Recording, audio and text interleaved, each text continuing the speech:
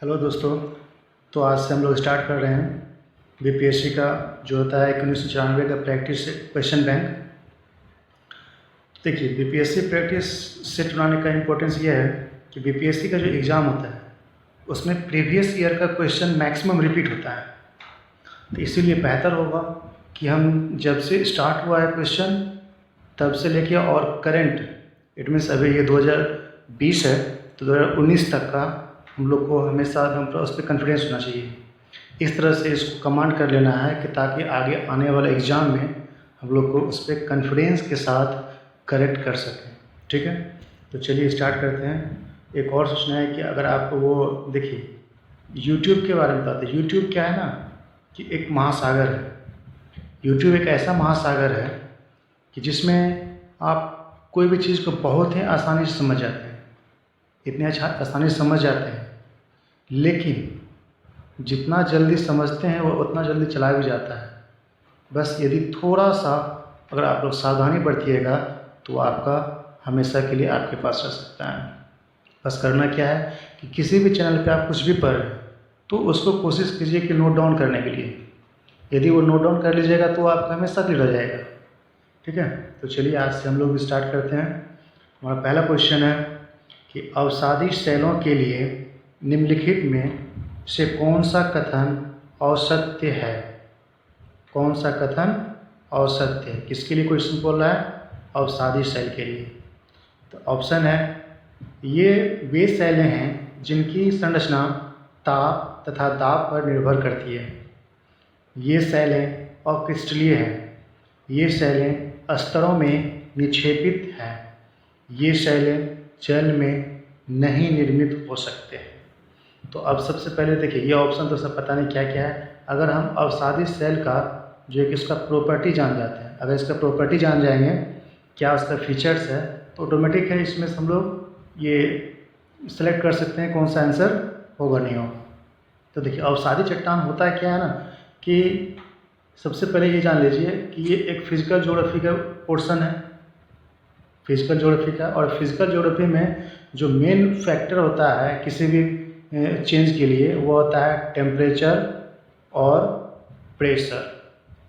Temperature और pressure के माध्यम से जो होता है मैक्सिमम अर्थ पे आपका चेंजिंग होता है। ठीक है, तो अब यहाँ पे क्या है कि देखिए, अवसादी सेल होता है क्या है कि जब कोई बड़ा बड़ा चट्टान सब जो होता है कि जब ये टूटता है, जब ये क्या होगा, टूट जाएगा।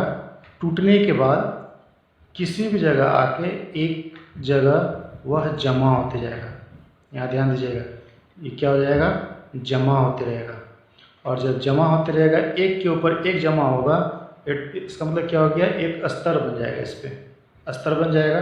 और जब ये स्तर बनेगा, होता है क्या है कि जब स्तर बाय स्तर बढ़ता है तो ऊपर से दबाव बढ़ता है, और जब ये दबाव बढ़ता है तो ये जितना भी, देखिए ये क्या चीज़ है, ये पत्थर है, पत्थर का छोटा टुकड़ा है, तो ये क्या होता है, आपस में ज्वाइंट हो जाता है।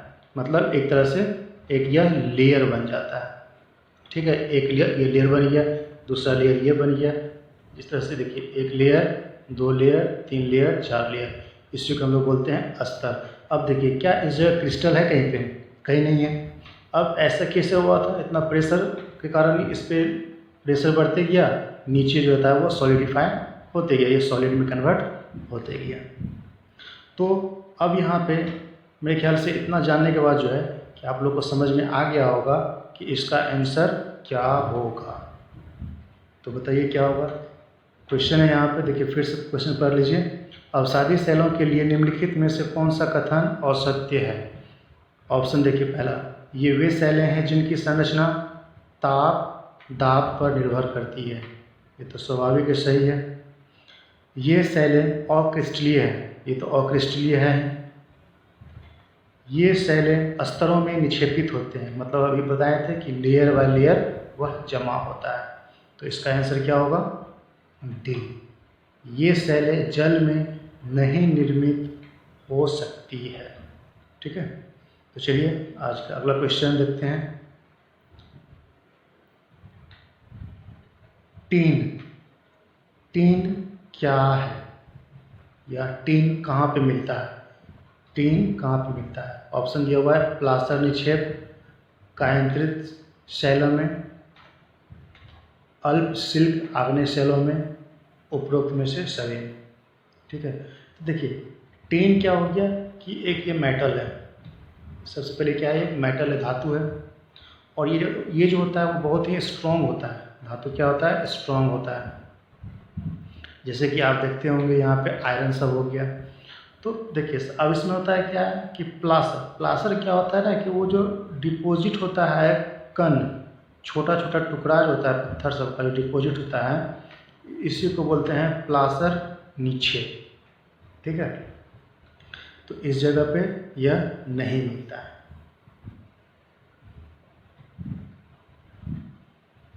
दूसरा है कायांतरित शैल। कायांतरित शैल क्या होता है कि जब फिर से जो आपका है ये अवसादी चट्टान होता है, अवसादी चट्टान में ताप और दाब जब फिर से बढ़ता है तो ये पुनः परिवर्तित हो जाता है अवसादी कायांतरित शैलों में।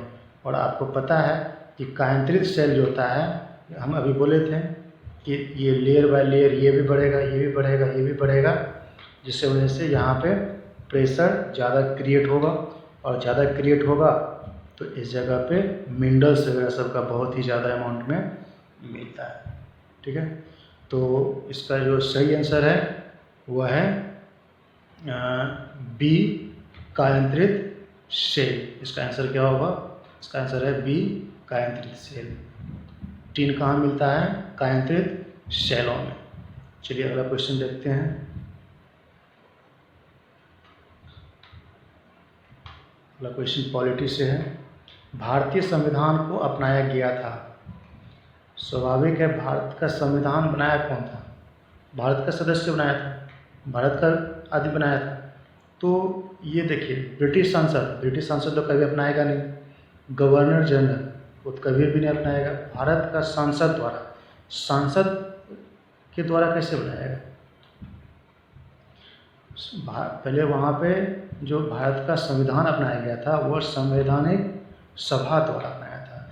यही संवैधानिक सभा देखिए क्या था कि ये जो है ना कि इसका आंसर होगा संवैधानिक सभा। तो भारत का संविधान अपनाया गया था संवैधानिक सभा द्वारा। चलिए नेक्स्ट क्वेश्चन है, देखते हैं क्या है।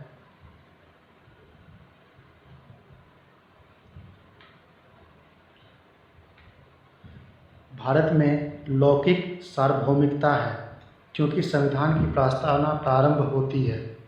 अब अगर आपको याद होगा तो प्रस्तावना किससे स्टार्ट होता है?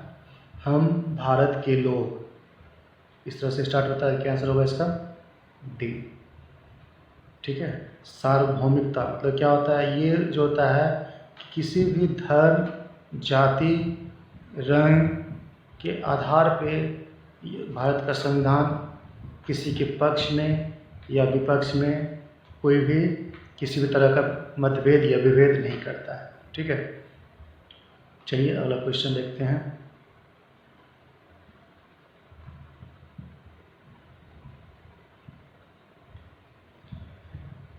कोई वित्त बिल प्रस्तावित हो सकता है। क्वेश्चन नंबर 5 है, कोई वित्त बिल प्रस्तावित हो सकता है केवल राज्यसभा में, केवल लोकसभा में, एक साथ दोनों सदनों में, दोनों सदनों के संयुक्त सत्र में। देखिए वित्त बिल मतलब ये क्या हो गया? फाइनेंशियल बिल बोलते हैं। अब ये क्या होता है? वित्त से लेखा जोखा होता है। अब पैसा सांसद के पास कौन देता है? सांसद के पास पैसा, यानी कि कोई भी सरकारी काम करने के लिए पैसा कौन देता है? लोगों के द्वारा दिया जाता है, लोगों का टैक्स दिया जाता है। लोगों का टैक्स का जो जवाबदेही होगा ना, और जवाबदेही किस सदन का होता है? लोकसभा का। इसका मतलब क्या हो गया कि आपके पैसे का खर्च कहाँ किया गया, कितना किया गया, क्यों किया गया है, वह सब का आपको जवाब मिलता है। किसके माध्यम से मिलता है? लोकसभा के माध्यम से। तो ये वित्तीय बिल कहाँ प्रस्तावित होता है? लोकसभा में होता है। ठीक है, चलिए अगला क्वेश्चन देखते हैं।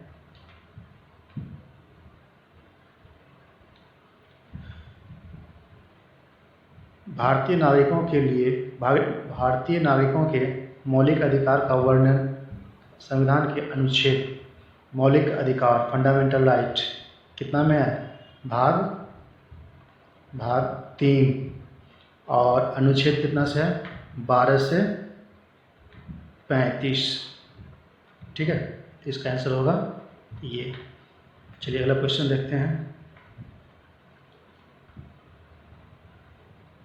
पंचायती राज विषय है, ये क्वेश्चन बहुत इंपॉर्टेंट है, बहुत बार रिपीट भी हुआ एग्जाम में। तो पंचायती राज विषय किस चीज़ का है? पंचायती राज देखिए है क्या कि ना, भारत में जो है कि त्रिस्तरीय संगठन बना हुआ है कि सेंट्रल के लिए हुआ, स्टेट के लिए हुआ। अब ये ग्रामीण क्षेत्र के लिए भी दिया गया है कि तुम ग्रामीण क्षेत्र का भी जो है कि वहाँ पे रूल रेगुलेशन होगा, उसी से संबंधित है पंचायती राज। जैसे देखते होंगे मुखिया आज जो देख रहे हैं हम लोग, वार्ड कमिश्नर दिख रहे हैं, ये सब उसी सब का देन है। चलिए अगला इसका क्या है कि अब ये देखिए, पंचायती राज समवर्ती सूची, केंद्र की सूची, राज्य की सूची, शेषाधिकारों की सूची पर। तो सबसे पहले अब यहाँ पे जानना होगा चारों के बारे में, तभी हम लोग जान पाएंगे। देखिए संविधान में अनुसूची होता है, शेड्यूल होता है, वो शेड्यूल जो होता है 7th शेड्यूल में कि जो होता है कि स्टेट और सेंट्रल के बीच में पावर का डिस्ट्रीब्यूशन किया गया है। स्टेट और सेंट्रल का डिस्ट्रीब्यूशन का, पावर का डिस्ट्रीब्यूशन किस में किया गया है? वो शेड्यूल 7 में। इसमें कहा गया है कुछ पावर जो है कि स्टेट के पास रहेगा, कुछ सेंट्रल के पास रहेगा, और यदि कुछ ऐसा पावर है जो कि ना ही सेंट्रल के पास रहेगा, तो स्टेट के पास नहीं रहेगा और ना ही सेंट्रल के पास रहेगा, तो फिर वो कहाँ पे जाएगा? तो बोला गया है वो, इसको बोलते हैं हम लोग अवशिष्ट शक्तियाँ। अवशिष्ट शक्तियाँ जैसे कि मान चलिए अंतरिक्ष, वैज्ञानिक, तो ये सब का शक्ति किसके पास होता है? होता है सेंट्रल के पास होता है। ठीक है, तो देखिए जो जिसमें कि राज्य सरकार सूची बना सकता है, राज्य सरकार जिस सूची पे नियम बना सकता है वो राज्य में रखा जाएगा, केंद्र सरकार के लिए केंद्र के लिए है। समवर्ती सूची हो गया जो कि दोनों में रखा जाएगा। ठीक है, तो इसमें आपको कुछ ध्यान रखना है कि पंचायती राज कि भारत संविधान में कितना अनुच्छेद में दिया गया है? 40। ये आपका इम्पोर्टेंट क्वेश्चन है, ये आपको ध्यान रखना है। अब इसमें एक और चीज़ है कि सभी विषय के लिए कुछ ना कुछ प्रावधान किया गया था, मतलब राज्य सूची में कितना रहेगा। सबसे पहले ये जानिए कि पंचायती राज के लिए कितना विषय दिया गया था? टोटल 29 विषय दिया गया था। पंचायती राज के लिए 29 विषय दिया गया था। ठीक है, अब यहाँ पे क्या है कि देखिए जैसे कि सेंट्रल स्टेट है, जैसे कि यहाँ पे आपका स्टेट हो गया और ये सेंट्रल हो गया, तो क्या हो गया कि स्टेट के लिए मूल संविधान में 60 मुद्दा था जो कि वह कानून बना सकता है, और सेंट्रल जो था वह 97 पे बना सकता था। 97 मुद्दा उसको दिया गया था। अब कॉन्क्रीट लिस्ट मतलब समवर्ती सूची में क्या हो गया कि वो था 47 मुद्दा दिया था, इशू दिया गया था।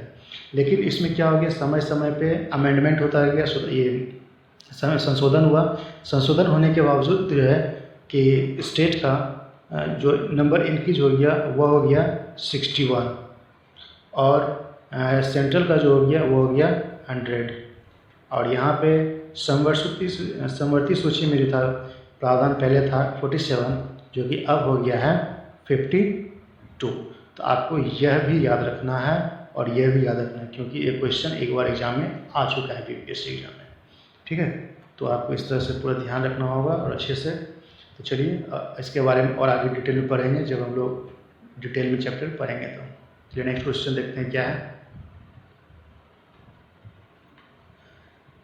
भारतीय संविधान के निम्नलिखित अनुच्छेदों में से कौन सा अनुच्छेद राज्य सरकारों को ग्राम पंचायतों के संगठित करने का निर्देश देता है?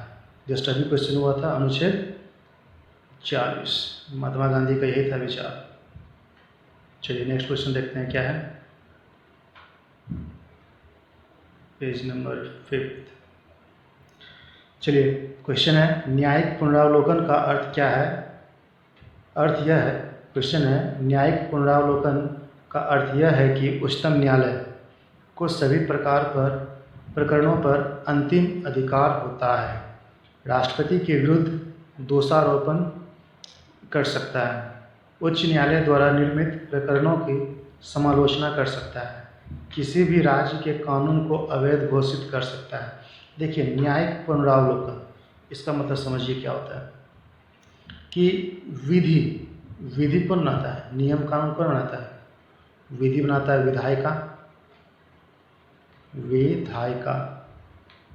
विधायिका जो होता है वह किसी भी मुद्दे पर आपका विधि बना सकता है, कानून बना सकता है। ठीक है। अब यह विधि या कानून जो होता है, यदि आम नागरिकों, जनता पे किसी भी तरह का जनता का मौलिक अधिकार का हनन कर रहा है, तो हाई कोर्ट क्या करेगा, या किसी भी राज्य का जो सुप्रीम हाई कोर्ट होगा वह उस कानून को अवैध घोषित कर देगा। ठीक है।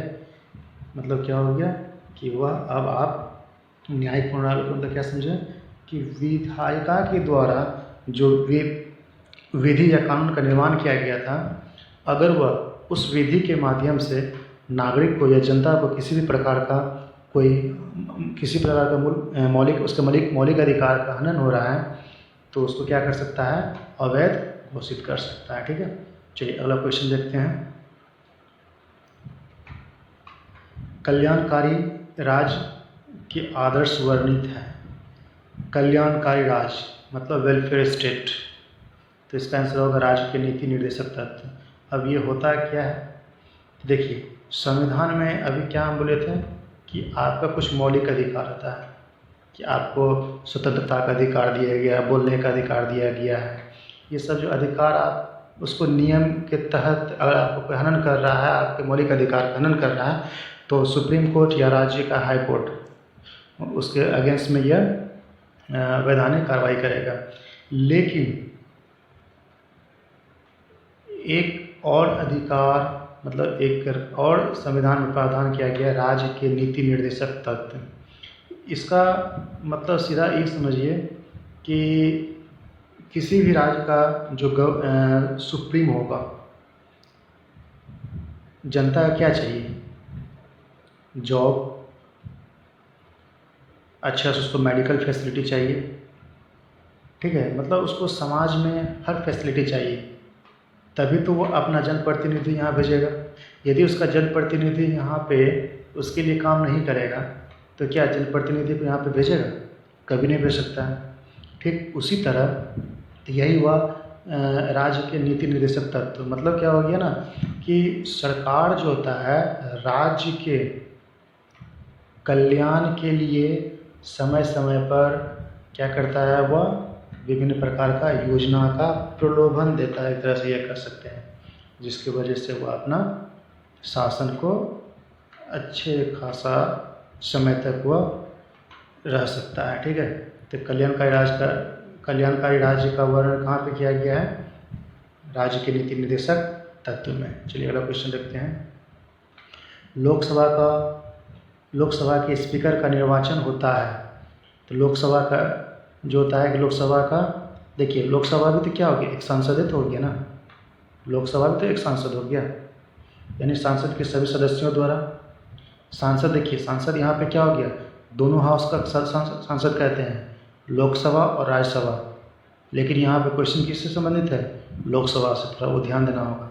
प्रत्यक्ष रूप से जनता के द्वारा, जनता तो जानता भी नहीं कौन है लोकसभा का स्पीकर, नहीं, लोकसभा के सदस्यों द्वारा, लोकसभा में बहुमत दल के सदस्यों द्वारा प्राप्त सदस्य। देखिए अब यहाँ पे जो स्पीकर का इलेक्शन होता है, तो लोकसभा का जितना भी सदस्य होगा, चाहे वो बहुमत दल का हो या नहीं हो, सत्ताधारी दल का हो या विपक्ष दल का हो, दोनों क्या होता है, वहाँ पे इलेक्शन होता है, वोटिंग होता है, और उसी वोटिंग के माध्यम से एक अपना हेड सेलेक्ट करता है।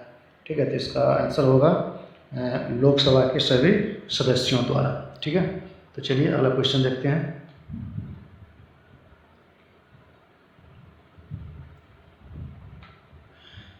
भारत के राष्ट्रपति को उसके पद से हटाया जा सकता है प्रधानमंत्री के द्वारा, लोकसभा के द्वारा, भारत के मुख्य न्यायाधीश द्वारा, सांसद द्वारा। तो अब बताइए, प्रधानमंत्री क्या हटा सकता है, के लिए नहीं हटा सकता है, सिर्फ लोकसभा के द्वारा ही नहीं हटा सकता है, क्योंकि राष्ट्रपति को हटाने के लिए अनुच्छेद 61 में प्रावधान किया गया है, जिसको कि बोलते हैं महाभियोग। और ये महाभियोग जो होता है सांसद के द्वारा लाया जाता है। सांसद में दोनों आता है, लोकसभा सदस्य भी और राज्यसभा सदस्य भी। तो इसका आंसर क्या होगा? देखिए यहाँ क्वेश्चन क्या था, भारत के राष्ट्रपति को उसके पद से हटाया जा सकता है सांसद द्वारा। क्या आंसर होगा? सांसद द्वारा। चलिए नेक्स्ट क्वेश्चन देखते हैं क्या है।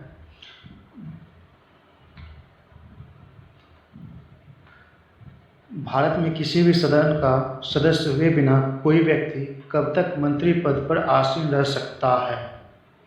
भारत में तो यही है कि अगर आप संसद का सदस्य नहीं भी हैं तो भी आप मंत्री बन सकते हैं। आंसर होगा इसका 6 महीने तक। ठीक है, चलिए 6 महीने के बाद जो है कि आपको किसी न किसी क्षेत्र से आपको किसी न किसी हाउस का मान्यता प्राप्त करना होगा, अदरवाइज आपका डिस्क्वालिफिकेशन हो जाएगा। चलिए नेक्स्ट क्वेश्चन क्या है, संसद के 2 सत्रों के बीच आधिकारिक अंतराल होना चाहिए 4 महीने, 6 महीने, 1 वर्ष, जो समय राष्ट्रपति निर्धारित करता है। तो देखिए इसमें होता क्या है ना कि सत्र के बारे में संविधान में किसी प्रकार का वर्णन नहीं किया गया है। सिंपल सत्र जो होता है वह 3 प्रकार का, ये 2 प्रकार का होता है। एक होता है नियमित सत्र और एक होता है विशेष सत्र। विशेष सत्र नियमित क्या होता है? नियमित में आपका वही आएगा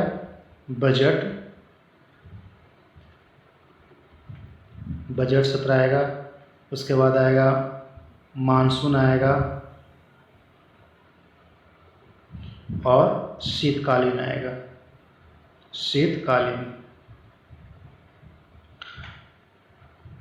ठीक है। तो अब यहाँ पे देखिए बजट जो होता है हमेशा फरवरी माह में पेश किया जाता है, मानसून जो कि अभी स्टार्ट होगा जुलाई में, शीतकालीन ये नवंबर तक में होगा। तो सिंपल है कि संविधान में कहीं पे भी इसका वर्णन नहीं किया गया है कि 2 सत्र के बीच में कितने दिन का होना चाहिए। बस उसमें इतना लिखा हुआ है कि 6 महीने से अधिक का गैप नहीं होना चाहिए। 2 सत्र के बीच में 6 महीने का गैप नहीं होना चाहिए। चलिए अगला क्वेश्चन,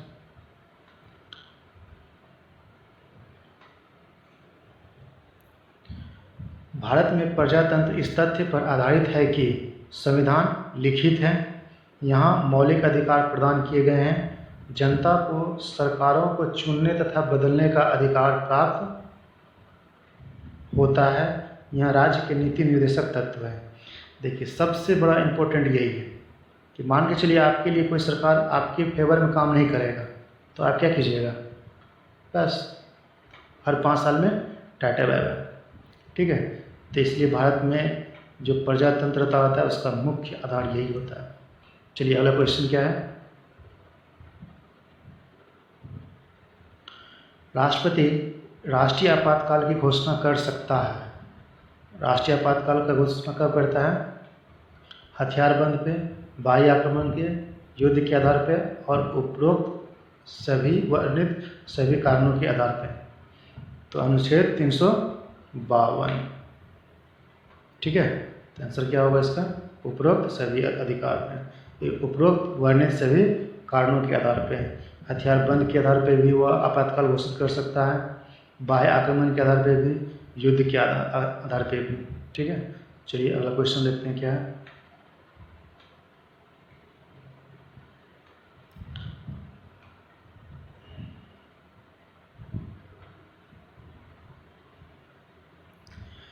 जहाँ तक लोकसभा में प्रतिनिधित्व का प्रश्न है, कौन से राज्य दूसरे तथा तीसरे दर्जे पर है?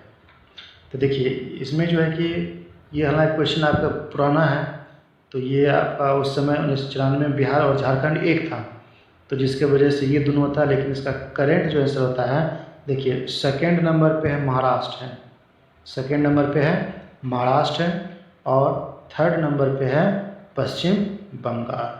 ठीक है, चलिए अगला क्वेश्चन। अब देखिए यहाँ पे मैप भी आपके लिए, कहाँ पे महाराष्ट्र है? जय मराठा, ये हो गया आपका महाराष्ट्र हो गया। यहाँ देख सकते हैं महाराष्ट्र यहाँ पे हो गया आपका। ये हम लोग का यहाँ जिसकी तैयारी कर रहे हैं उसके लिए यहाँ पे आप बनिएगा। और वेस्ट बंगाल जस्ट इसके बगल में। ठीक है, तो चलिए अगला क्वेश्चन देखते हैं। योजना आयोग है, क्वेश्चन है योजना आयोग एक है, क्या है? मंत्रालय है, शासकीय विभाग है, परामर्शदायी संस्था है, संविधान स्वशासित निकाय है, स्वशासित निकाय है। ठीक है, तो अब यहाँ पे क्वेश्चन क्या कर रहा है? योजना आयोग। योजना आयोग क्या करता है ना कि भारत सरकार को योजना से संबंधित, मतलब कि उसका आगामी वर्षों में देश में क्या होना चाहिए नहीं होना चाहिए उसके बारे में वह परामर्श देता है। ठीक है, यही योजना आयोग का नाम बदल गया, क्या बन गया? ध्यान से पढ़िएगा, नीति। आगे आप लोग खुद बताइएगा।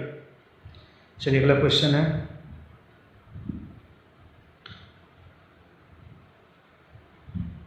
भारत में नियोजन अर्थव्यवस्था आधारित है, समाजवादी, मिश्रितवादी, पूंजीवादी और गांधीवादी। तो आपको पता है कि जब भारत आज़ाद हुआ था तो उस समय क्या हुआ था कि भारत में बहुत ज़्यादा ही गरीबी था, बहुत ज़्यादा बेरोजगारी था। ठीक है, बहुत प्रकार का समस्या था और पूरा विश्व जो था उसमें उस समय दो गुट में बटा हुआ था, एक पूंजीपति और एक समाजवादी। पूंजीपति में चला गया अमेरिका और समाजवादी में चला गया रशिया सब। तो उसमें भारत जब नया नया आज़ाद हुआ था तो वो सोच रहा था कि किधर जाए नहीं जाए, तो इसीलिए भारत क्या हुआ, किसी भी पक्ष में शामिल नहीं होकर एक बीच का रास्ता अपनाया, जिसको कि हम लोग बोलते हैं मिश्रितवादी अर्थव्यवस्था। इसका मतलब क्या हो गया, भारत का जो नियोजन अर्थव्यवस्था आधारित है, किस पे आधारित है? मिश्रित अर्थव्यवस्था पर आधारित है। चलिए अगला क्वेश्चन देखते हैं क्या है।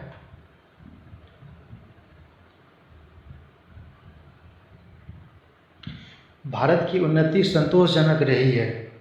भारत जो होता है वो किस फील्ड में कि उसका प्रोग्रेस जो था कि वो थोड़ा सा डेवलप हुआ है। बस क्या बेरोजगारी तो आज भी बढ़ा हुआ है, प्रति व्यक्ति आज भी आय कम है, असमानता में कमी, असमानता तो आज भी बढ़ा हुआ है। संसाधन का वितरण जो होता है समाज के सभी वर्गों में बराबर में नहीं बटा हुआ है। तो क्या हुआ था, कुल राष्ट्रीय उत्पाद में बढ़ोतरी के संबंध में, बस ये आंसर होगा। ठीक है, चलिए अगला क्वेश्चन देखते हैं।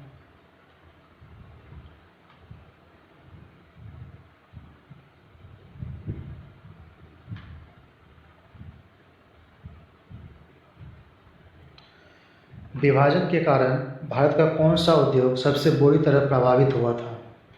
रुई तथा शक्कर उद्योग, इंजीनियरिंग तथा सीमेंट उद्योग, जूट तथा रुई उद्योग, कागज़ तथा लोहा उद्योग। इसका आंसर होगा जूट तथा रुई उद्योग। क्यों होगा? जूट था वो चला गया पाकिस्तान में, और रुई जो था वह होता था हुगली नदी के किनारे, जो कि हुगली साइड, जो कि बांग्लादेश में चला गया। और जब विभाजन हो गया तो ये दोनों कारखाना क्या हो गया, अफेक्ट कर गया। इसलिए इसका आंसर क्या होगा, सी। विभाजन के कारण भारत का कौन सा उद्योग सबसे बुरी तरह प्रभावित हुआ था? जूट तथा रुई उद्योग। चलिए अगला क्वेश्चन देखते हैं।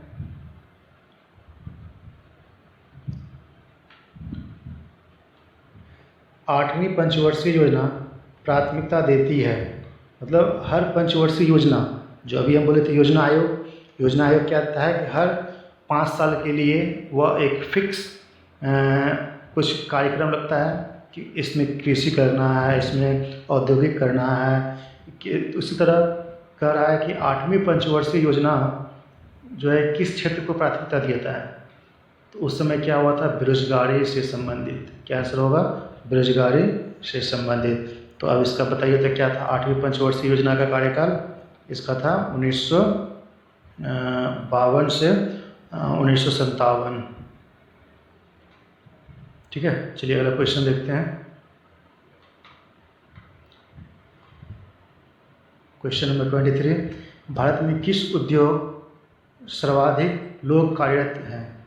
भारत में किस उद्योग में? जूट उद्योग, लोहा इस्पात उद्योग, कपड़ा उद्योग और शक्कर उद्योग।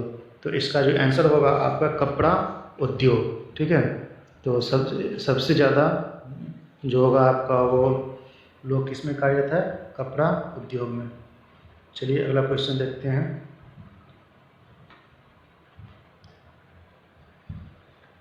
भारत की राष्ट्रीय आय का मुख्य स्रोत क्या है?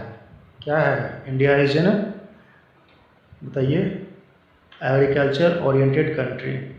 ठीक है, भारत कृषि प्रधान देश है। चलिए अगला क्वेश्चन क्या है देखते हैं। क्वेश्चन नंबर 25 क्वेश्चन है आपका कि भारत सर्वश्रेष्ठ उत्पादक एवं उपभोक्ता है। भारत सर्वश्रेष्ठ उत्पादक एवं उपभोक्ता किसका है? चाय का है। ये सब तो फैक्ट आपको याद करना होगा। भारत में प्रथम उर्वरक संयंत्र कहाँ लगा था? सिंदरी। कब लगा था? 1951, 1951 में लगा था और ये झारखंड में है। 1951 में लगा था और ये कहाँ है? झारखंड में है। चलिए अगला क्वेश्चन 27। एक सामान्य शुष्क सेल में विद्युत अपघटय होता है। तो ये होता है किसमें होता है? देखिए ये बना होता है किसका? जिंक का। इस तरह से बना होता है विद्युत अपघटय। यहाँ पे जिंक रहता है Zn, उसका जिंक हो गया। और यहाँ पे एक सॉल्यूशन होता है, जिस सॉल्यूशन से क्या होता है कि वो आपका इलेक्ट्रिसिटी सप्लाई होता है और वो बना होता है किसका? अमोनियम क्लोराइड का। देखिए सॉल्यूशन बना हुआ है अमोनियम क्लोराइड का, ठीक है। और ये जो जिसे एनोड बोलते हैं, जिससे कि इलेक्ट्रिसिटी सप्लाई होता है इस सॉल्यूशन में, वो बना होता है जिंक का। ये क्वेश्चन आपका एक सामान्य शुष्क सेल में विद्युत अपघटय होता है, वो किसका बना होता है? जिंक का। चलिए अगला क्वेश्चन देखते हैं, क्वेश्चन नंबर 28। डायनेमो बदलता है। डायनेमो क्या हो गया ना कि जिसमें कि आप कोई भी मैकेनिकल वर्क जिसमें कोई भी काम करते हैं उस काम को यह बदलता है। मैकेनिकल वर्क को क्या करता है? मैकेनिकल वर्क यानी कि यांत्रिक ऊर्जा। जिस तरह से आपका देखते होंगे जनरेटर हो गया। जनरेटर को क्या करता है? वो यांत्रिक ऊर्जा को विद्युत ऊर्जा में बदल देता है। डायनेमो का क्या काम हो गया? यांत्रिक ऊर्जा को विद्युत ऊर्जा में बदलना।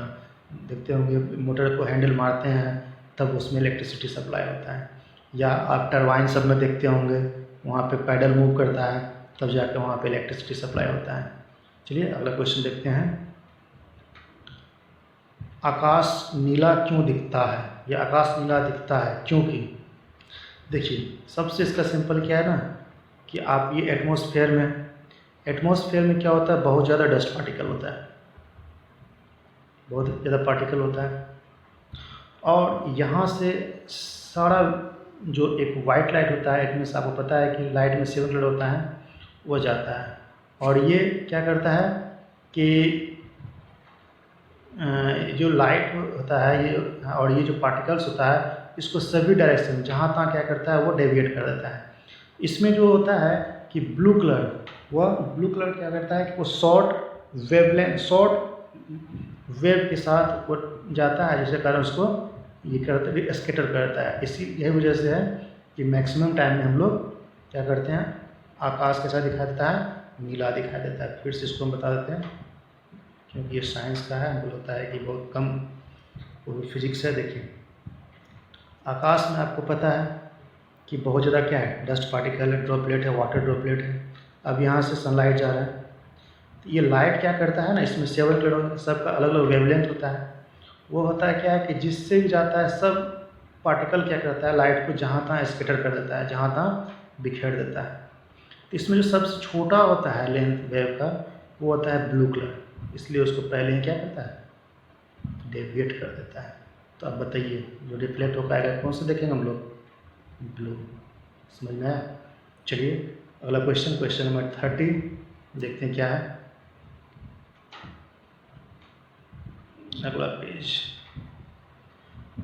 एक माइक्रोन होता है। माइक्रोन आपको पता है कि माइक्रोन क्या चीज़ है? एक डिस्टेंस का मिनिमम यूनिट होता है। इसका आंसर होगा 1/1000 mm।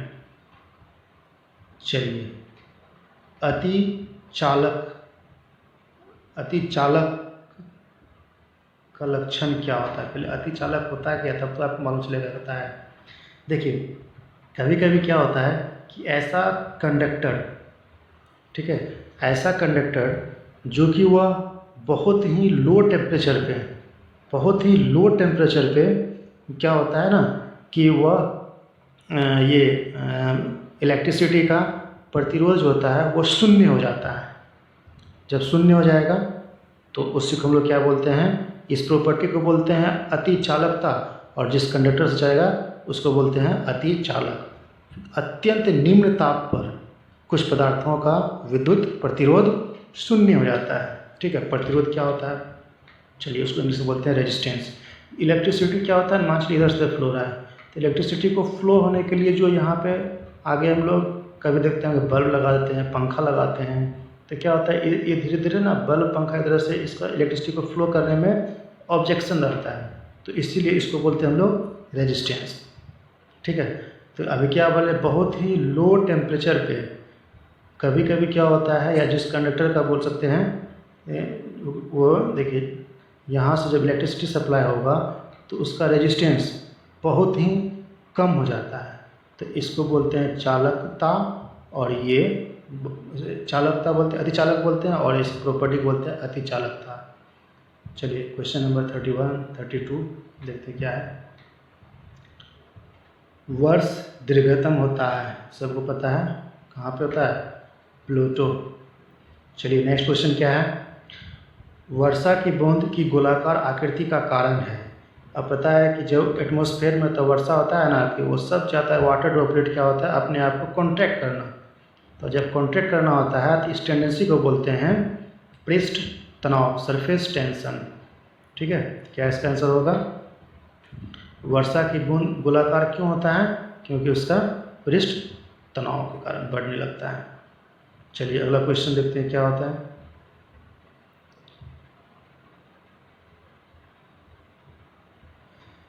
कमरे में रखा रेफ्रिजरेटर का दरवाज़ा खोलकर आप कर सकते हैं कमरे को कुछ डिग्री ठंडा, कमरे को रेफ्रिजरेटर के तापमान तक ठंडा, अंततः कमरे में थोड़ा सा गर्म, कमरे को ना तो गर्म ना ही ठंडा। देखिए बहुत कुछ सोचते होंगे कि फ्रिज के अंदर जो होता है कि ठंडा होता है तो हम उसका गेट खोल देंगे तो रूम भी ठंडा जाएगा, नहीं ऐसा नहीं होता है।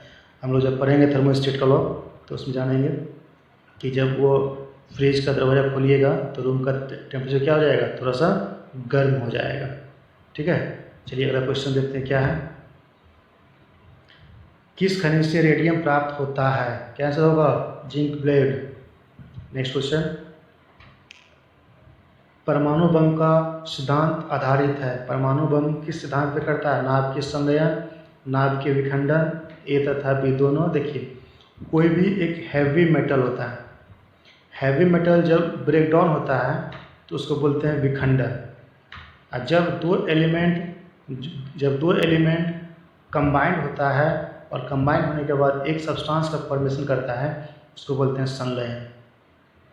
तो क्या होता है कि परमाणु बम जो होता है उसमें एक हैवी एलिमेंट जैसे यूरेनियम 235, ठीक है, ये स्प्लाइट होता है, ये ब्रेकडाउन होता है और बहुत ही ज़्यादा अमाउंट में एनर्जी प्रोड्यूस करता है, ठीक है। तो इसका आंसर क्या होगा, परमाणु बम किस सिद्धांत पर आधारित होता है, नाभिकीय विखंडन पर होता है, ठीक है। चलिए नेक्स्ट क्वेश्चन देखते हैं, क्वेश्चन नंबर 37 क्या है। प्लास्टर ऑफ पेरिस का सूत्र क्या है, प्लास्टर ऑफ पेरिस का सूत्र क्या होता है, बताइए तेजी से, आप लोग सबको पता होगा, कैल्शियम सल्फेट हेमीहाइड्रेट। एक्चुअली नहीं लिखा हुआ है, इसका जो होता है CaSO4.12H2O, इसको 2 से हाफ से मल्टीप्लाई कर देंगे तो बन जाएगा आपका, ये हो जाएगा, देखिए यहाँ पे क्या है, मिस्टेक है क्या, यहाँ 2 से मल्टीप्लाई कर 2CaSO4, यहाँ पॉइंट नहीं लगा हुआ है,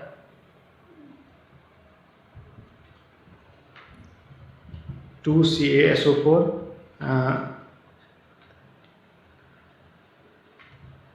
इसका आंसर होगा CaSO4.H2O। चलिए नेक्स्ट क्वेश्चन।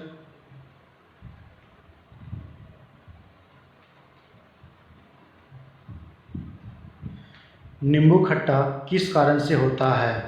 हाइड्रोक्लोरिक एसिड उसमें नहीं पाया जाता है, एसिडिक अम्ल नहीं पाया जाता है, टार्टरिक एमिलिन पाया जाता है, साइट्रिक कहाँ पाया जाता है? नींबू में पाया जाता है। इसका मतलब क्या हो गया? नींबू जो होता है वो उसका खट्टा क्यों होता है? वो होता है उसमें साइट्रिक अम्ल के कारण। चलिए अगला क्वेश्चन देखते हैं क्या है। वायु, वायु क्या है? एक यौगिक है, तत्व है, मिश्रण है, विद्युत अपघटक है। तो वायु क्या होता है? मिक्सचर हो गया, जैसे वायु हो गया तो इसमें बहुत ज़्यादा गैस होता है, इसमें डस्ट पार्टिकल सब होता है, इसलिए ना ही यौगिक है ना ही तत्व, ये क्या है? मिश्रण है। चलिए क्वेश्चन नंबर नेक्स्ट 39-40। विरंजक चूर्ण, ब्लीचिंग पाउडर से बोलते हैं, के लिए कौन सा कथन असत्य है? कौन सा कथन असत्य है? तो इसमें क्या होगा? ये आंसर आ जाएगा इसका, जल में अधिक विलय होता है। ठीक है, ये हरे रंग का होता है ऐसा नहीं है, ये ऑक्सीकार होता है ऐसा नहीं है। चलिए नेक्स्ट क्वेश्चन देखते हैं क्या है।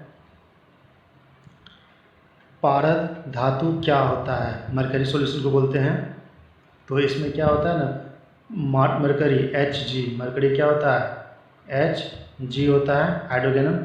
तो ये क्या हो गया? पारद युक्त मिश्र धातु को बोलते हैं हम लोग क्या बोलते हैं? पारद धातु मिश्रण। चलिए नेक्स्ट क्वेश्चन देखते हैं क्या है। जल से बाहर निकाले जाने पर मछलियाँ मर क्यों जाती है? क्योंकि उन्हें, ऑप्शन है देखिए, पता है आपको कि मछली जो होता है सांस किससे लेता है? ऑक्सीजन से लेता है, और ऑक्सीजन जो होता है गिल से लेता है, और जब वे गिल से लेता है, गिल से हमेशा वाटर फिल्टर करता है। यहाँ क्या होता है? उन्हें ऑक्सीजन अधिक मात्रा में प्राप्त होती है, गलत है। उनका शरीर ताप बढ़ जाता है, गलत है। वे सांस नहीं ले पाता है, सबसे इम्पोर्टेंट यही हो गया, क्योंकि वे सांस नहीं ले पाता है। गिल हमेशा वर्क करता है कहाँ पे? पानी में करता है, इसलिए वह सांस नहीं ले पाता है। चलिए नेक्स्ट क्वेश्चन क्या है कि नेक्स्ट क्वेश्चन है आपका कि मधुमक्खी कॉलोनी के सदस्य एक दूसरे से किस प्रकार पहचानते हैं? वो जो होता है आपस में एकदम नर्तन, उसको बोलते हैं, भिन्न भिन्न करता है ना, उसको नर्तन बोलते हैं, नर्तन के माध्यम से। चलिए नेक्स्ट क्वेश्चन क्या है देखें। मनुष्य के जीवन काल में कितने दांत 2 बार आते हैं? यही ऐसा पार्ट है, टूट गया फिर से आ जाएगा। क्या है? दांत कितना बार आता है? 20। चलिए नेक्स्ट क्वेश्चन की क्या है देखते हैं। मनुष्य की खोपड़ी में कितनी अस्थियां होती है? 8। मनुष्य की खोपड़ी में कितना अस्थि होता है? 8 होता है। चलिए नेक्स्ट क्वेश्चन देखिए क्या है। आधुनिक मनुष्य का हाल पूर्वज कौन सा है? आधुनिक मनुष्य जाता है उसका हाल पूर्वक होता है क्रोमिलियन, इसको आपको याद करना होगा, क्रोमेंगनॉन मनुष्य। माँ पौधे की भांति मिलता है, बीजों से, तना से, इन दोनों से, उपरोक्त में से किसी ने। मतलब कह रहा है कि कोई भी एक प्लांट है, जैसे कि यहाँ पे रोज़ का प्लांट है, तो अब रोज़ का प्लांट है तो नया रोज़ का प्लांट होता है, ये सेम टू सेम इसी तरह होता है। तो कैसे हो सकता है? या तो उसको हम लोग उसका स्टेम को काट लेते हैं, यहाँ पे काट देंगे तब हो जाएगा, ठीक है। और या फिर जब जो है कि उसका कुछ सीड होता है, सीड से कर सकते हैं, यानी कि इसका आंसर क्या होगा?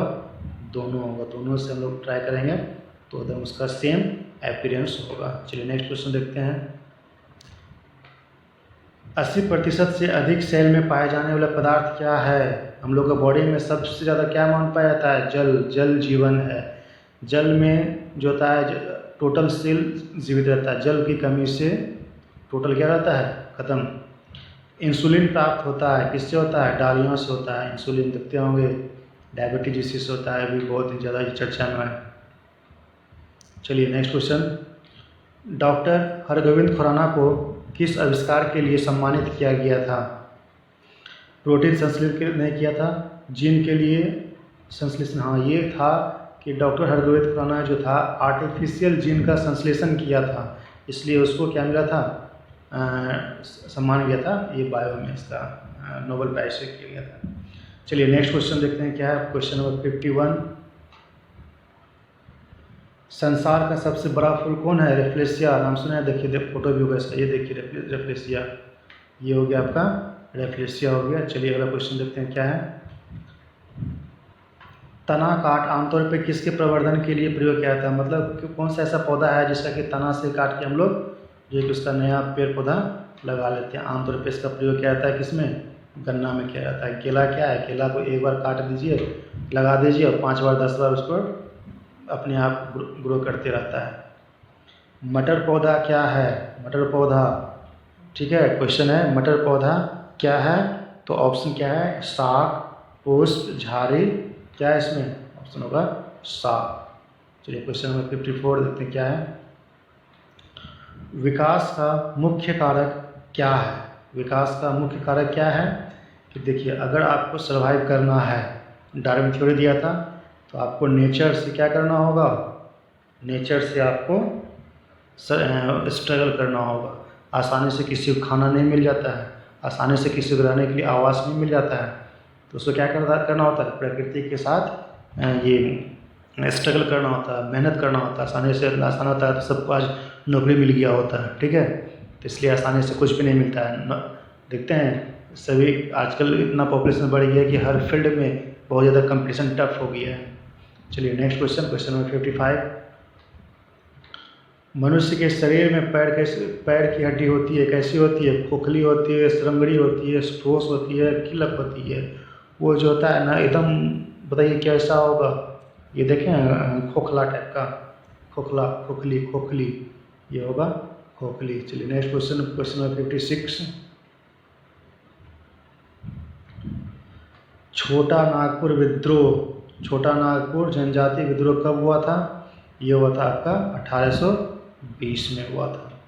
कहाँ पे है छोटा नागपुर, झारखंड। चलिए नेक्स्ट क्वेश्चन है, गांधी जी का चंपारण सत्याग्रह किससे हुआ था, 3 कठिया पद्धति से। 3 कठिया पद्धति मतलब क्या हो गया, 3/20 भाग, मतलब क्या हो गया कि ब्रिटिश जो था भारतीय बोल दिया गया था कि 1 बीघा में तुमको 3 कट्ठा नील का खेती उगाना ही पड़ेगा, नहीं उगाओगे तो फिर तुम्हारा जगह संपत्ति जो होता है विभिन्न माध्यम से वह हड़प लेता था। चलिए नेक्स्ट क्वेश्चन है 50, क्वेश्चन नंबर 58। क्वेश्चन नंबर 58 है, उल गुलान विद्रोह किससे संबंधित है, उल गुलान विद्रोह किससे संबंधित है, ये झारखंड का है, बिरसा मुंडा। उल गुलान विद्रोह किससे संबंधित है, आपका बिरसा मुंडा से संबंधित है। चलिए नेक्स्ट क्वेश्चन, मुंगेर के बढ़िया ताल विद्रोह का उद्देश्य क्या था।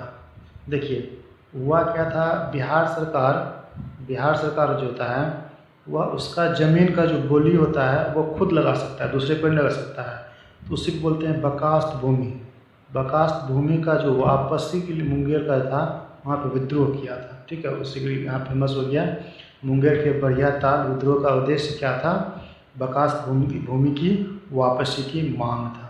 चलिए अगला क्वेश्चन देखते हैं क्या है, बिहार बंगाल से कब पृथक हुआ था, बहुत ही इम्पोर्टेंट क्वेश्चन है ये सब। 1912, भारत कब हुआ, बिहार बंगाल से कब पृथक हुआ था, 1912 में। चलिए नेक्स्ट क्वेश्चन है, पटना उच्च न्यायालय की स्थापना कब हुआ था, 1916। चलिए नेक्स्ट क्वेश्चन देखते हैं क्या है,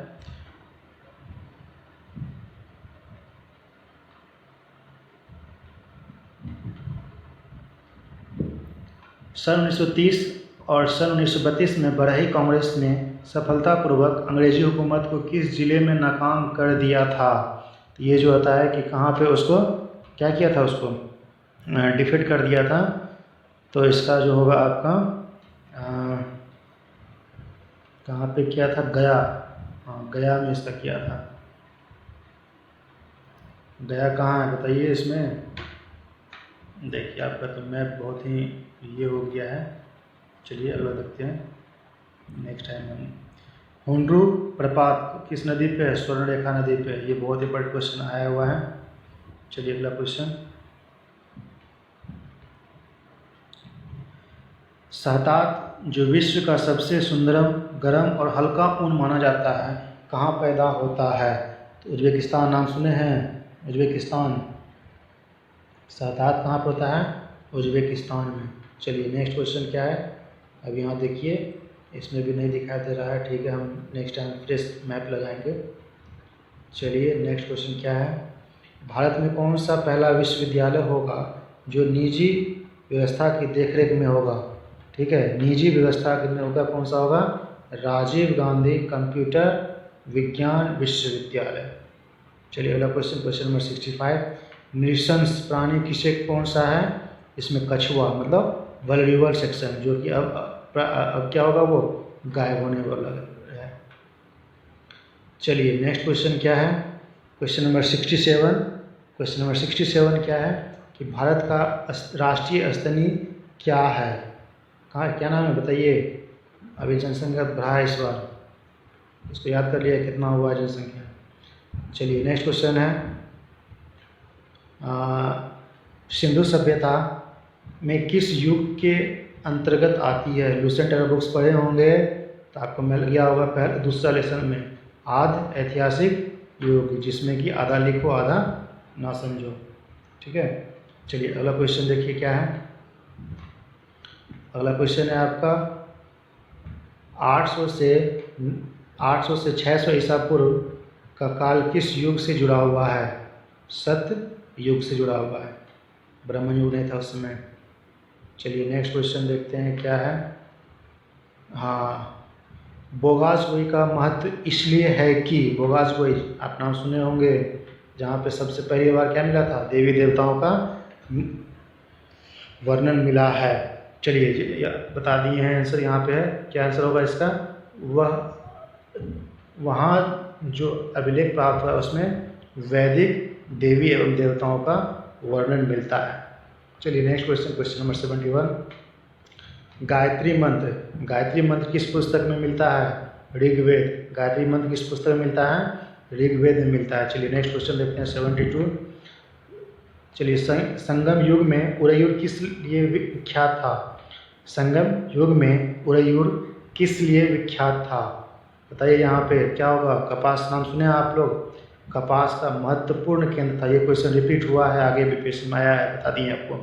संगम में उरयुर किस लिए प्रसिद्ध था, कपास के व्यापार हेतु व्यापार का महत्वपूर्ण केंद्र था ये। चलिए अगला क्वेश्चन देखते हैं, उस स्रोत का नाम बताइए जो कि भारत के व्यापारिक मार्गों पर मौन था। मतलब व्यापारिक मार्ग था ना कश्मीर में, कश्मीर के होते हुए विदेश जाता था जो, तो उसमें कौन सा ऐसा स्रोत है, कौन सा बुक है जिसमें ये लिखा हुआ है कि उस पर सिर्फ एक कनिष्क ही जो है कि कुछ आवाज़ उठाया था। आंसर है मिलिंद पलो। चलिए नेक्स्ट क्वेश्चन है, क्वेश्चन नंबर नेक्स्ट है, ये बहुत ही आपका जो है कि वो इम्पोर्टेंट क्वेश्चन है। वह स्तंभ जिसमें अशोक ने स्वयं को मगध का सम्राट घोषित किया था। आंसर क्या होगा, आंसर होगा भाब्रू स्तंभ लेख। चलिए नेक्स्ट क्वेश्चन देखिए क्या है, नेक्स्ट क्वेश्चन आपका हो गया, किस अभिलेख से साबित होता है कि चंद्रगुप्त का प्रभाव पश्चिमी भारत तक फैला हुआ था। कौन सा अभिलेख से, क्वेश्चन क्या समझिए, किस अभिलेख से साबित होता है कि चंद्रगुप्त का प्रभाव पश्चिमी भारत तक फैला हुआ था। ठीक है, तो इसमें जो था कि आपका एक पढ़े होंगे रुद्रदामन का जूनागढ़ अभिलेख, जिसमें कि चंद्रगुप्त के बारे में भी वर्णन किया गया है। चलिए नेक्स्ट क्वेश्चन देखते हैं क्या है, क्वेश्चन नंबर 76, भागवत संप्रदाय के विकास में किसका अत्यधिक महत्व था। भागवत संप्रदाय जो था वो कौन किया था उसका विकसित, हिंद यूनानी लोग किया था। चलिए नेक्स्ट क्वेश्चन है, आजीवक संप्रदाय के संस्थापक कौन थे। माखली पुत्र गोसाल। ये सब याद कर लीजिएगा, इसमें ये क्या कहता है उसको लूसेंट में भी दिया हुआ है, टेबल बना के जो है वो टेबल से बहुत इंपॉर्टेंट होता है, उसको याद कर लेना है। हम कुछ दिन के बाद लूसेंट भी लाएंगे। चलिए नेक्स्ट क्वेश्चन, किस शासक वंश ने मंदिरों में ब्राह्मणों को सबसे अधिक ग्राम अनुदान में दिया था, बताइए कौन सा था, गुप्त वंश। आप बताइए, एक क्वेश्चन है कि ब्राह्मणों पे सबसे पहला शासक कौन था जो कि कर लगाया था। एफएसटी फिरोज शाह तुगलक। चलिए नेक्स्ट क्वेश्चन में, किस काल में अछूत की अवधारणा स्पष्ट रूप से उद्धत हुई थी। ऋग्वैदिक काल में नहीं था, ये था कैसा में, उत्तर वैदिक काल में। उत्तर वैदिक काल में सामाजिक का जो व्यवस्था था वह जाति आधार पे किया गया, वर्ण आधार पे किया गया था। नेक्स्ट क्वेश्चन देखिए क्या है, क्वेश्चन नंबर 80। भारत में मोहम्मद गौरी ने किसको प्रथम अक्ता प्रदान किया था? देखिए भारत में जब वो था कि 1210-11 के आसपास जब वो मोहम्मद गौरी विजय प्राप्त करके भारत चला गया था, तो अपना पीछे छोड़ दिया था किसको? कुतुबुद्दीन ऐबक को, ताकि वो यहाँ का शासन राजकाज संभाल ले। ठीक है, चलिए नेक्स्ट क्वेश्चन देखते हैं क्या है। किस सुल्तान के काल में खालसा भूमि अधिक पैमाने पर विकसित हुई? बहुत कोई फेमस क्वेश्चन है ये, इसको याद कर लीजिएगा। क्या नाम होगा? अलाउद्दीन खिलजी था, डाकू तो हुआ ना इसके साथ में। चलिए नेक्स्ट क्वेश्चन है, सल्तनत के सिक्के टंका, सासगनी एवं जीतल किस धातु के बने हुए थे? टंका नाम सुने होंगे, बताइए किस धातु का बना हुआ था? वो बना हुआ था चांदी और तांबा का। चलिए नेक्स्ट क्वेश्चन है, 12 मासा की रचना कौन किया था? मलिक मोहम्मद जयसी। 12 मासा का कौन किया था? 12 मासा रचना किया था कौन? मलिक मोहम्मद जयसी। चलिए नेक्स्ट क्वेश्चन देखते हैं क्या है। 2 अस्पा सिंह अस्पा, बहुत ही खतरनाक है। 2 अस्पा सिंह अस्पा प्रथा किसने शुरू किया था? बताइए। जहांगीर। चलिए नेक्स्ट क्वेश्चन क्या है, ईरान के शाह और मुगल शासकों के बीच के झगड़ों की जड़ क्या थी? क्या था? काबुल। क्या आंसर होगा? काबुल। सॉरी कंधार मिस्टेक हो गया। इसका आंसर देखिए, ईरान के शाह और मुगल शासकों के बीच झगड़ों की जड़ क्या थी? तो वो होगा आपका कंधार। देखिए कहाँ है कंधार? अफगानिस्तान, यहाँ पर कंधार आसपास है। चलिए नेक्स्ट क्वेश्चन देखते हैं, जवाबित का संबंध किससे था? जवाबित जो होता है कि वो एक राज्य का कानून था। ठीक है, राज्य का कानून था। जब्ती प्रणाली कौन स्टार्ट किया था? बहुत ज़्यादा क्वेश्चन आता है इसके ऊपर। शेरशाह सूरी।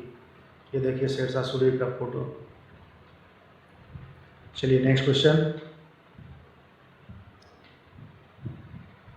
पानीपत के युद्ध में बाबर की जीत का मुख्य कारण क्या था? तो सभी को आपको पता है, तुगलमा प्रथा।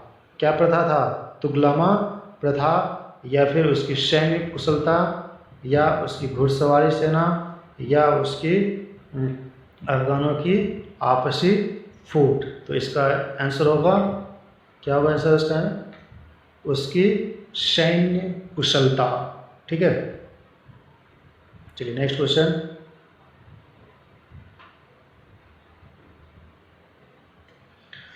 विजयनगर साम्राज्य की वित्तीय व्यवस्था की मुख्य विशेषता क्या थी?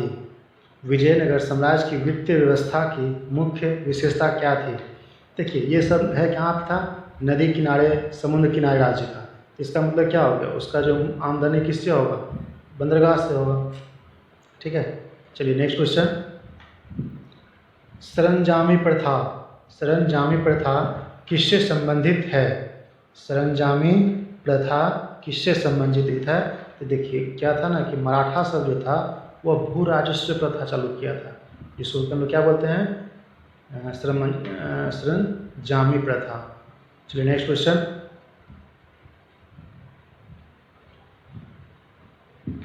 भारत में 1612 में अंग्रेजों ने अपनी पहली फैक्ट्री कहाँ स्थापित किया था? भारत में 1612 में अंग्रेजों ने अपनी पहली फैक्ट्री कहाँ स्थापित किया था? सूरत में। देखिए इस चीज़ का ध्यान देना होगा, ये जो सूरत में हुआ था वो सूरत में मुग़लों के अधीन हुआ था। एक्चुअली भारत में सबसे पहली बार जो हुआ था वह पूर्वी घाट पे मछलीपट्टनम में हुआ था। ठीक है, चलिए नेक्स्ट क्वेश्चन देखते हैं। यहाँ पे है गुजरात के आसपास सूरत। चलिए नेक्स्ट क्वेश्चन, महाराष्ट्र में रामोसी कृषक जत्था किसने स्थापित किया था? तो क्या नाम होगा?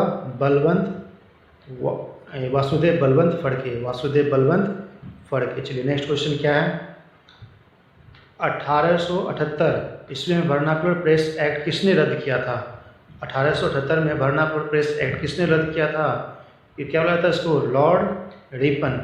चलिए देखिए, ये था लॉर्ड रिपन 1827 से लेकर 1909 तक। चलिए नेक्स्ट क्वेश्चन देखते हैं क्या है।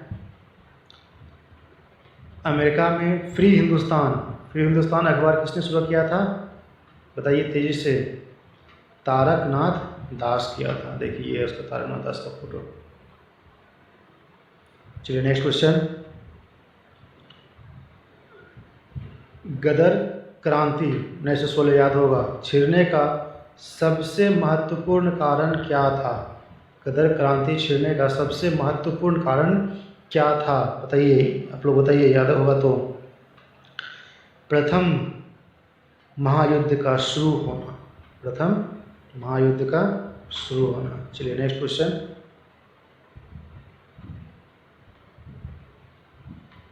किस अधिवेशन में होम रूल समर्थक अपनी राजनीतिक शक्ति का सफलतापूर्वक प्रदर्शन कर सके थे? कौन सा अधिवेशन हुआ था? बताइए यहाँ पे। 1916 में कहाँ पे हुआ था? कांग्रेस के सन 1916 के लखनऊ अधिवेशन में। चलिए नेक्स्ट क्वेश्चन। अवध के एका आंदोलन का उद्देश्य क्या था? सरकार को लगान देना बंद कर देना है। सरकार को बंद लगान नहीं देंगे। चलिए नेक्स्ट क्वेश्चन है।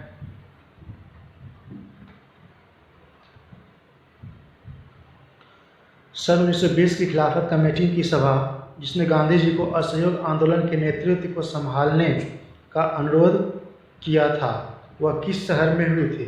मतलब किस शहर में ऐसा हुआ था जो कि बोला गया था कि चलिए अब आप इसके आगे संभालिए देश का भविष्य।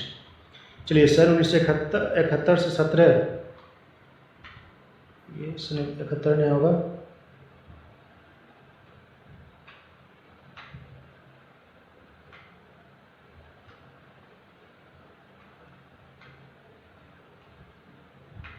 सत्रह अठारह हुआ, यहाँ 17-18 हुआ मिस्टेक है।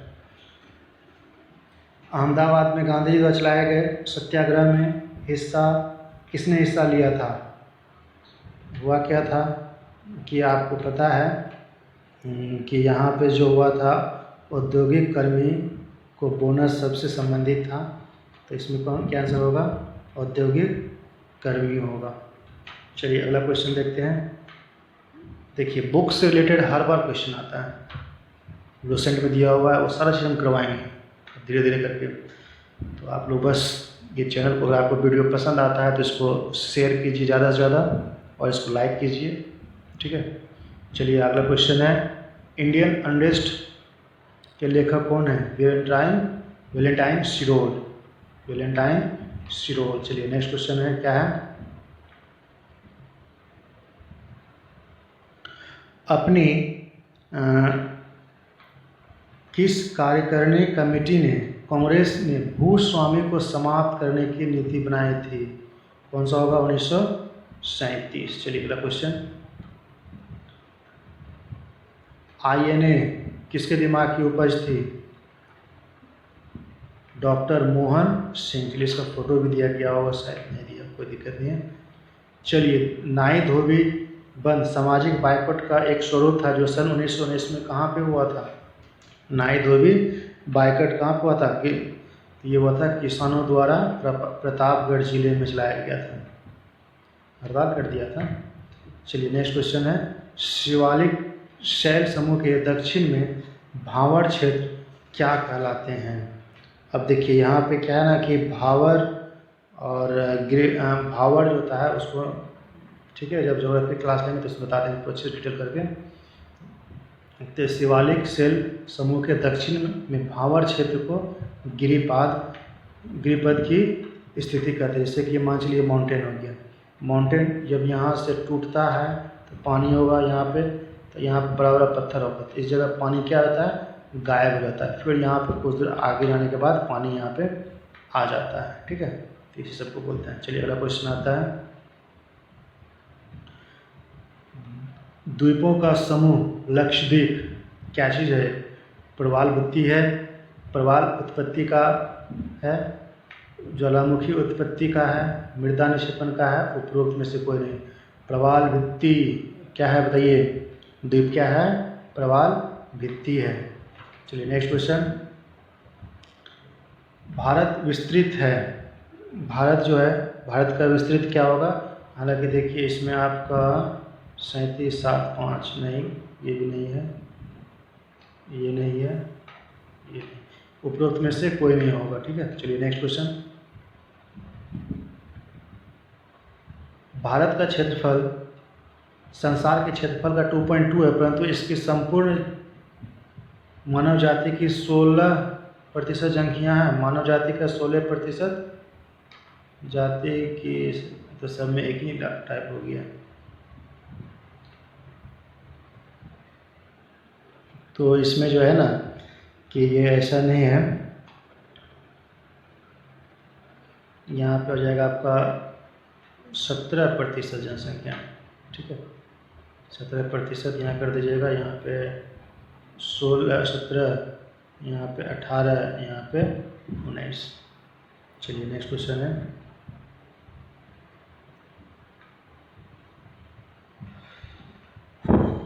क्वेश्चन है नेक्स्ट आपका है, गंगा की जलोढ़ मृदा भूमि सतह से नीचे लगभग होती है। भूमि सतह से कितने मीटर तक होती है? 600 मीटर तक होती है। भारतीय मानसून मौसमी विस्थापन से इंगित करता है। भारत का मौसम जो होता है वह जो विस्थापन होता है क्यों होता है, उससे कैसे मालूम चलता है? ठीक है, तो इसमें क्या होगा? इसका आंसर होगा स्थल तथा समुद्रों का विभेदी तापमान। स्थल तथा समुद्र का अलग अलग तापमान होगा तो मानसून पर असर पड़ता ही पड़ता है। चलिए नेक्स्ट क्वेश्चन क्या है।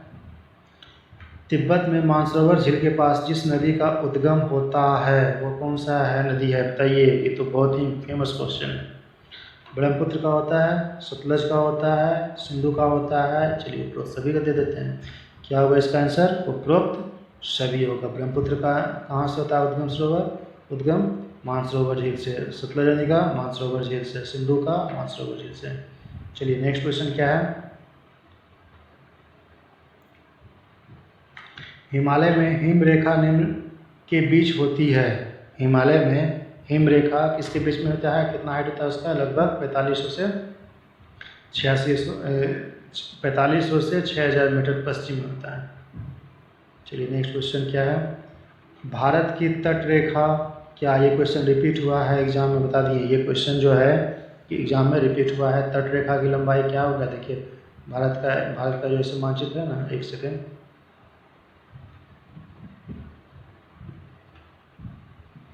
तो यहाँ से जो यहाँ का जो लंबाई होता है वो कितना होता है? तट रेखा को बोला है 6100 किलोमीटर। ठीक है, चलिए नेक्स्ट क्वेश्चन क्या है देखें। नकदी फसल सम्मिलित नहीं है। नकदी फसल में कौन सा सम्मिलित नहीं है? गेहूँ। ठीक है, चलिए नेक्स्ट क्वेश्चन देखते हैं क्या है।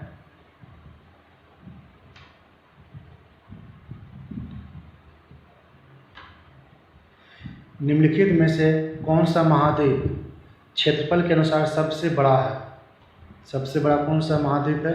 ये तो आपको क्या बोले उसको एकदम क्लियर होना चाहिए। अफ्रीका। चलिए नेक्स्ट क्वेश्चन। निम्नलिखित औद्योगिक कस्बों में कौन छोटा नागपुर के पठार पर स्थित है? छोटा नागपुर पठार में कौन सा स्थित है? रांची। चलिए नेक्स्ट क्वेश्चन। दामोदर नदी कहाँ से निकलता है? छोटा नागपुर के पठार से निकलता है। ठीक है, चलिए नेक्स्ट क्वेश्चन है। पूर्वी समुद्र की स्वामिनी किसे कहा जाता है? पूर्वी समुद्र की स्वामिनी किसे कहा जाता है? समुद्र कहाँ पे? मोती जिसको बोलते हैं, श्रीलंका। चलिए नेक्स्ट क्वेश्चन।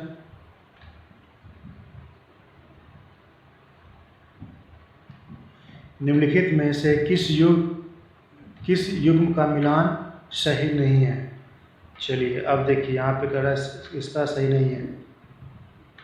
भूमध्य सागरीय क्षेत्र गर्मी की वर्षा, भूमध्य क्षेत्र गरज के साथ वर्षा मध्याह्न में, मानसूनी क्षेत्रीय पूरे साल भर वर्षा, मानसूनी क्षेत्र में सही वर्षा कैसे पूरा वर्ष कैसे होगा। मरुस्थलीय क्षेत्र जाड़े की वर्षा, तो अब इसमें जो है कि ये जो इसका होगा आपका बी सही आंसर होगा।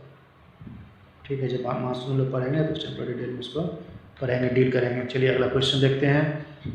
साफ रात मेघीय रातों की अपेक्षा अधिक ठंडी होती है, क्यों होती है। ठीक है, चलिए आंसर क्या हुआ इसका, विकिरण के कारण। ठीक है, चलिए नेक्स्ट क्वेश्चन। मोना लोआ क्या है, एक तुरंत इसका नाम सुनते ही आंसर आ जाना चाहिए। ज्वालामुखी का एक उदाहरण है। कौन सा ज्वालामुखी है, सक्रिय ज्वालामुखी। ज्वालामुखी 3 तरह का होता है ना, सक्रिय ज्वालामुखी, प्रसुप्त ज्वालामुखी, निरूपित ज्वालामुखी। तो मोना लोआ कहाँ पे है, हवाई द्वीप में है, यूके में। शायद इसका मैप भी दिया गया है, देखिए यहाँ पे। तो यहाँ पे एक और क्लियर मैप बना दिया गया है, देखते हैं आया है कि हाँ, ये देखिए, ये नॉर्थ अमेरिका हो गया, ये साउथ अमेरिका हो गया, इस जगह पे आपका हवाई द्वीप है, उसी जगह क्या है, मोना लोआ है। चलिए नेक्स्ट क्वेश्चन है। सर्वप्राचीन सेल समूह की आयु किससे ज्ञात की जाती है, मतलब कि स्टोन सब का जो होता है कि वो एज किससे फाइंड आउट किया जाता है कि कौन सा एक कितना पुराना है, नहीं है। इसका आंसर होगा यूरेनियम, लेड, वेदिक के द्वारा। चलिए नेक्स्ट क्वेश्चन है। कोयले का सामान्य प्रकार क्या है, बिटुमिनी, अर्ध बिटुमिनी, एंथ्रेसाइट, कोक। अब यहाँ पे क्वेश्चन क्या है, कोयले का सामान्य प्रकार क्या है, तो आंसर होगा बिटुमिनी। चलिए मृदा संरक्षण वह प्रक्रम है, कंजर्व कीजिए, मृदा को क्या कीजिए, कंजर्व करना है, बचाना है। चलिए क्या इसका बताइए, बंद मृदा उर्वर मृदा में परिवर्तित हो जाती है, मृदा वतित होती है, मृदा अपर्दन होता है, मृदा को नुकसान होने से सुरक्षित किया जाता है। तो ये क्या आंसर होगा, मृदा संरक्षण, मृदा को जो है ना कि बचाना है। तो आंसर क्या आ जाएगा इसका, आंसर जाएगा आपका डी, मृदा को नुकसान होने से सुरक्षित किया जाता है। चलिए अगला क्वेश्चन है। टेरासोसा का प्राकृतिक विकास उस भूविभाग में होता है जिसमें, टेरासोसा एक ये आपका क्या चीज़ है, एलिमेंट्स है, जिसमें कि होता है कहाँ पे, चूना वाला पत्थर में होता है, चूना पत्थर उसमें बहुत ज़्यादा होता है। चलिए नेक्स्ट क्वेश्चन।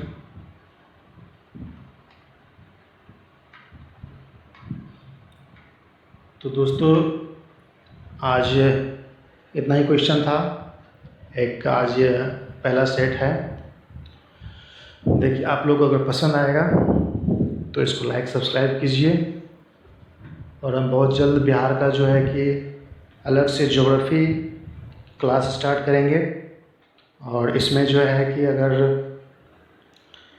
कुछ भी आप लोग का अगर कोई ज़्यादा विशेष डिमांड होगा तो आप कमेंट कर सकते हैं। ठीक है, थैंक यू।